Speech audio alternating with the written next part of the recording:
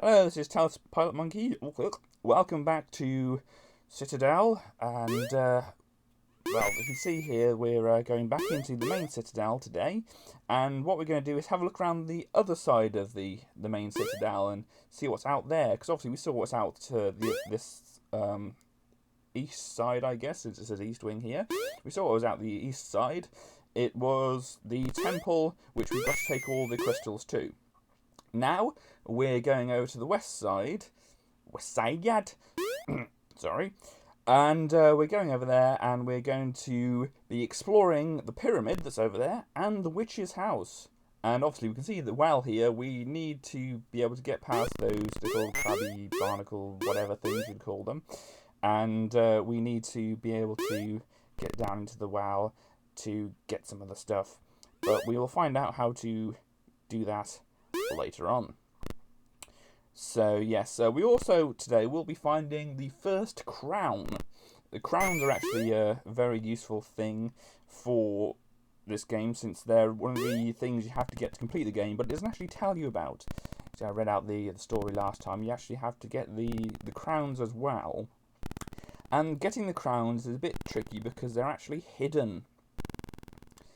And yeah, this bit of rope swinging, bit of Indiana Jonesing or Lara Crofting is a bit dangerous. And we got the weird thing that follows us around. I don't know why, but I call it a turkey. I mean, I suppose it's a very plucked, beheaded turkey. I don't know what was on my mind when I first thought it was that. But suffice to say, I was probably quite young when that actually happened, so that's why. I can actually look and see, possibly here, what the actual date for Citadel release was. Possibly, maybe. I can't see it on the front of here. Oh no, wait a minute. Well, the competition on the thing ended 86, so I was, yeah, very young. So here we go, Witch's House. And we can't get in the front door. That'd be far too easy for the witch to let us in the front door. So let's forget about her for a moment and get this monk that sat up on his little podium here. And yeah, that was easy enough. And then there's one coming straight for us. Oh dear. Yes, it's quite dangerous to miss the monk. You have to get them straight in the face. That's why I'm jumping all the time to get them, by the way. I did forget to mention, but here we have Stonehenge. Obviously not the Stonehenge that's in England, but ooh, you hear that little noise, and we get some energy back because we had that little blue stone thing with us. We're returning things to Stonehenge, and Stonehenge is very grateful, or maybe the druids that blessed it were very grateful that we brought stuff back. And here we have a rather kind of dull-ish desert with some very multicoloured stars in the background. Oh my word, it's out of nowhere, a pyramid. And well, obviously we want to try and get in that pyramid, I'm guessing, but we'll just go past it first because we've got some other things over here which we want to kind of bring all the items we can towards the middle so that we're not running all the way over the map to try and pick them up. But here we go, we've got a ball. It's actually a cannonball.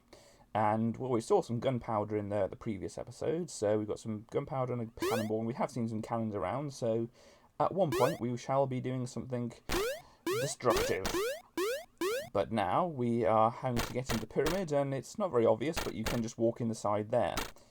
And we obviously have to find a way to get around these snakes and the bouncing square thing, which I suppose I was young then as well, so I decided to call it a TV.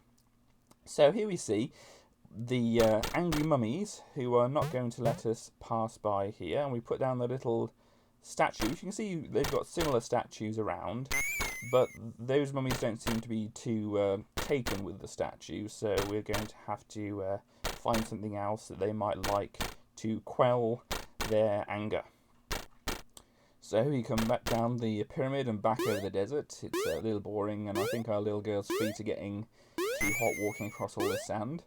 Well, I'd say so, but it actually looks like it's night, so maybe they're getting too cold.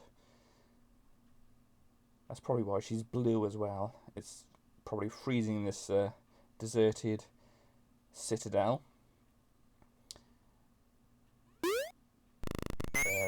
very bad jumping there. Yes, these monks are pretty tricky, as I said before. And they throw plenty of them your way. I said you have to be a pretty expert shot at getting them. Otherwise you will run out of life energy. So here you go, back to the witch's house. We can't actually do anything with the witch's house at the moment, because we can't obviously get in the front door, as I said, and we have to find some other way in, but we don't have the items ready to do that at the moment. So what we'll do is we'll take these couple of items we've got here back into the main citadel, and then we will find some way to get into the witch's house. So it's back on the trampoline. We've got our little target thing bouncing around trying to hurt us. Like, it's doing a fairly good job actually, because obviously not doing a very good job at dodging it there. And yes, we leave the cannonball there for the moment because we need to pick other stuff up. Oh, and that was quite a lucky shot there, really, to get the monk. This one's an easy one to get, because if you jump as high as you can and you're standing more or less right in front of it, you will just be at the right height to shoot into its eyes. So now we're climbing up the west tower here. It's pretty dangerous, as you can see, and we have to target the trampolines very carefully there, otherwise we'll land in the bramble things and hurt ourselves. So yes, now we have, strangely enough, some kind of pirate mast going on here. At the top of a tower, you'd imagine that there would be a ship, but maybe once upon a time the desert was an ocean and the ship crashed on the roof and they couldn't be bothered to get rid of it, and they thought it looked nice. But yes, this is a very, very tricky... Oh, if you fall far enough, you will actually hurt yourself, no matter if you grab hold of something while you're doing it. But yes, that is what I wanted to climb up to get, the little skull on top of the crow's nest, I guess. And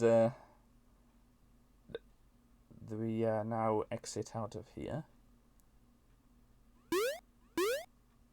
And we'll not run across the roof, but you can run across the roof. It's not actually useful to us at the moment.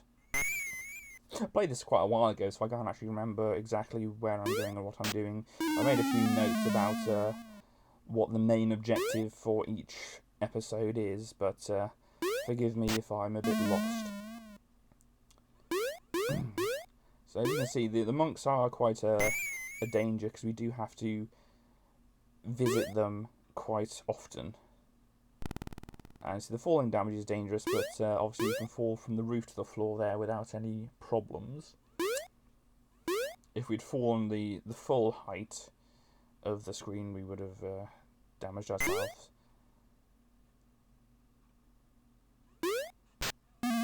So yes, now we're going back towards the witch's house, and well, we have something else in our inventory, so we can get up the top.